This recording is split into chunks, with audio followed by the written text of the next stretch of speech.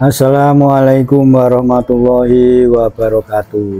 Di Pulau Kalimantan ini yang berjasa mengislamkan masyarakat di sana itu ternyata banyak sekali. Jadi di sini akan saya bacakan salah satunya saja untuk membatasi pembahasan-pembahasan dari ulama-ulama yang lain yang berjasa juga dalam penyebaran Islam di Kalimantan. Ini khususnya di Kalimantan Selatan. Saya baca dari Kalselpedia, yaitu Lama Besar Kerajaan Banjar, Khatib Dayan. Khatib Dayan ini siapakah beliau ini? Kita baca kembali. Syekh Maulana Syarif Hidayatullah yang dikenal dengan panggilan Khatib Dayan adalah seorang guru agama yang telah banyak menimba ilmu Islam dari negeri Haramain. Jadi ini saya baca dari banjarmasinpost.co.id. Jadi misalnya ada perbedaan pendapat dan sebagainya, itu monggo sebagai wawasan keilmuan saja dalam sejarah. Tapi ini saya membatasi membaca saja pada banjarmasinpost.co.id. Jadi Khatib Dayan ini pernah bermukim di negeri Mekah untuk menimba ilmu agama. Pernah menimba ilmu di Mekah. Khatib Dayan seorang ulama besar agama Islam dari Pasai, keturunan bangsa Sayyid. Jadi Khatib Dayan ini di sini dibangsakan seorang Sayyid. Kalau begitu beliau ini ya, kalau kita sepengetahuan kita, Sayyid ini adalah dzurriyyah Nabi kita Muhammad Shallallahu Alaihi Wasallam. Diperkirakan lahir pada tahun 1490-an di negeri Samudra Pasai. Khatib Dayan adalah seorang tokoh ulama besar dari Kerajaan Demak yang datang ke Kerajaan Banjar pada tahun 1521 untuk mengislamkan Sultan Suryansah. Jadi beliau ini dari Demak menuju ke Banjarmasin untuk mengislamkan Sultan Suryansah.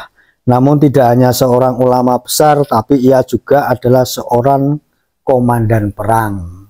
Jadi Syekh Khatib Dayan ini juga seorang komandan perang. Dengan bantuan Khatib Dayan, penguasa kerajaan Banjar Sultan Suryansah menyebarkan Islam ke berbagai penjuru wilayah kekuasaannya.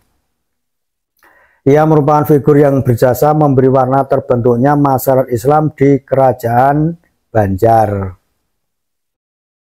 Ia pun terkenal dengan sebutan Fatahillah dan orang Portugis menyebutnya Valetean.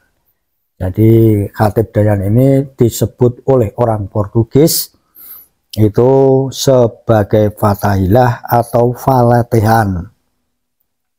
Namun di Banjar ia dikenal dengan nama Syekh Maulana Syarif Hidayatullah atau dengan gelar Khatib Dayan.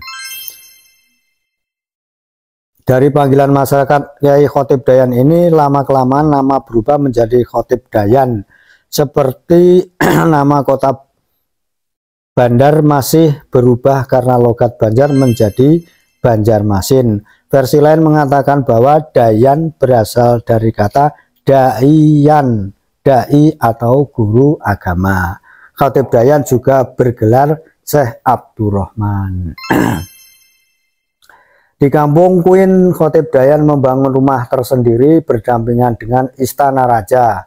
Menurut buku panduan ziarah dan sejarah wisata religi, makam Sunan Suryansah, makam Sultan Suryansah.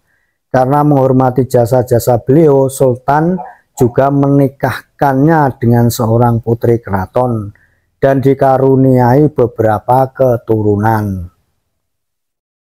Meskipun sebenarnya ia sudah mempunyai istri, yaitu Putri Wulung Ayu. Namun karena tugas dakwahnya, beliau sampai akhir hayatnya menetap di Banjarmasin. Semua keturunan dari Khatib mengikuti jejak beliau menjadi ulama-ulama dan mengabdi pada kerajaan Banjar. Itu tadi sejarah sedikit Khatib Dayan yang datang dari Kerajaan Demak sekitar tahun 1521. Kemudian ini saya ambil dari Berita Banjarmasin. Diperkirakan sebelum masuk Islam, Pangeran Samudra sudah diangkat sebagai raja. Ini untuk Pangeran Sultan Suryansah. Diperkirakan sebelum masuk Islam, beliau Pangeran Samudra sudah diangkat sebagai raja oleh beberapa orang patih dan penduduk Banjarmasin yang bersimpati kepadanya. Sebelum diangkat menjadi raja, dia sudah muslim, namun waktu Pangeran Samudra diangkat menjadi raja, ia masih lemah karena perseteruan dengan pamannya Pangeran Tumenggung di Negara Daha. Wilayah kekuasaan Pangeran Samudra hanya Banjarmasin dan sekitarnya. Menurut sejarawan Badriah, tim Islamisasi di Kalimantan lebih banyak didominasi para penyebar Islam dari Jawa. Catatan sejarah menunjukkan bahwa penyebaran Islam ke Kalimantan sebenarnya sudah ada sebelum Sultan Suryansah memerintah pada abad ke-16. Sunan Giri pernah berlayar ke Pulau Kalimantan dengan membawa barang dagangannya. Sesampai di Pelabuhan Banjar, penduduk yang sedang mengalami paceklik diberinya barang dengan gratis, tentu dengan tujuan menarik simpati penduduk setempat. Hal ini menunjukkan adanya hubungan dagang dengan Jawa dan Banjar, terutama Gresik, Tuban, dan Ampel. Ternyata dulu-dulunya ini Sunan Giri juga pernah berlayar ke Pulau Kalimantan. Ya, awal-awal tentu saja itu awal-awal peradaban Islam yang ada di Kalimantan, kurang lebih seperti itu. Ulama terkenal yang membantu Sultan Suryansah untuk Islam di Kalimantan adalah Khatib Dayan. Ini berita ini dari Berita Banjarmasin.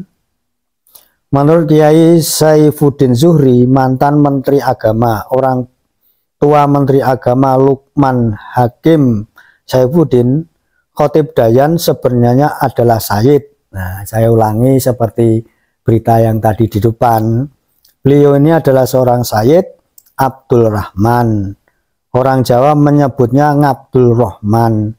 Hal ini bisa dijadikan petunjuk bahwa orang Jawa amat mengenal Khatib Dayan dan sering menyebutkan dengan aksen Jawa.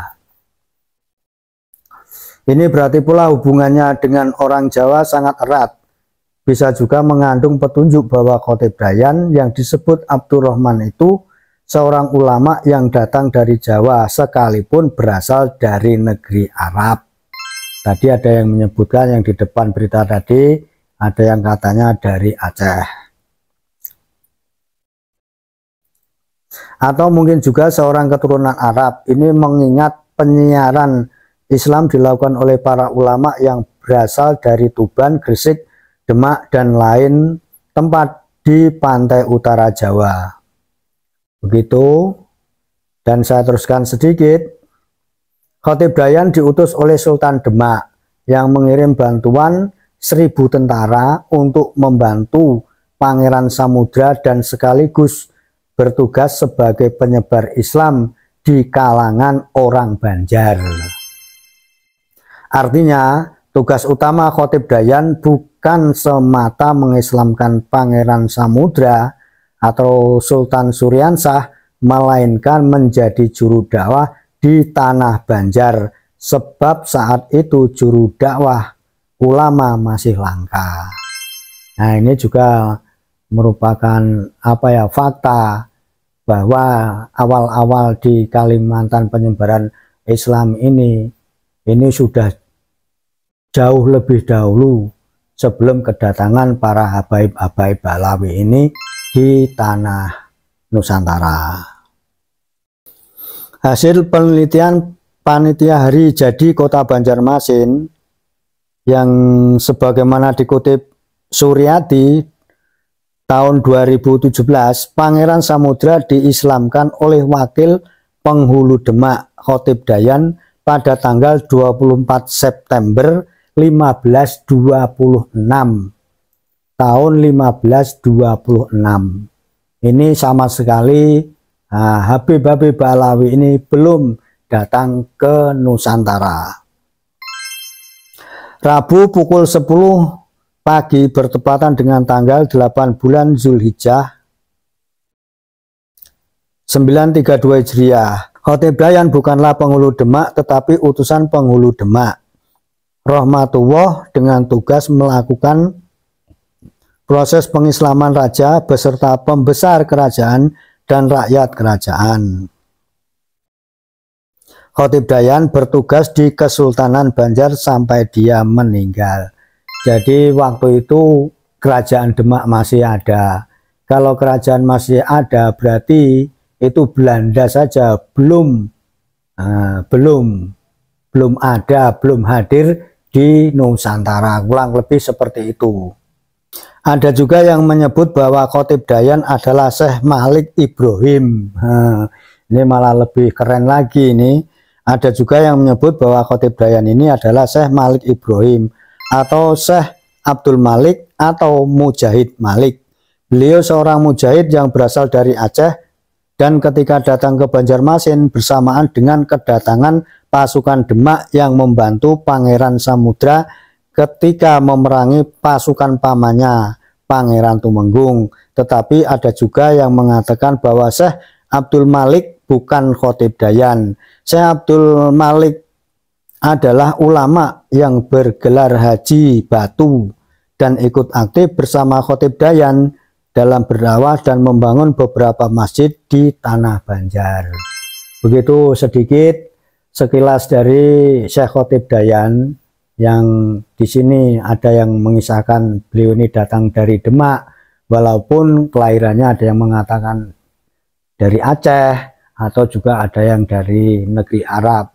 Soal perbedaan pendapat untuk beliau ini ahli sejarah ini yang menyimpulkan. Saya hanya membaca sekilas saja dan cuma menekankan untuk kita semua bahwa ternyata ini di Kalimantan, di Pulau Kalimantan khususnya di Banjarmasin ini, pengislaman di sana ini lebih dahulu ada sebelum kedatangan Belanda. Dan tentu saja juga sebelum kedatangannya para Habib Ba'alawi ini yang ada di Nusantara yang kesini dibawa oleh penjajah Belanda.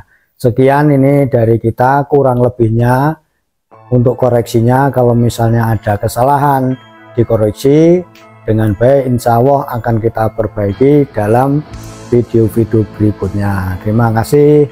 Assalamualaikum warahmatullahi wabarakatuh.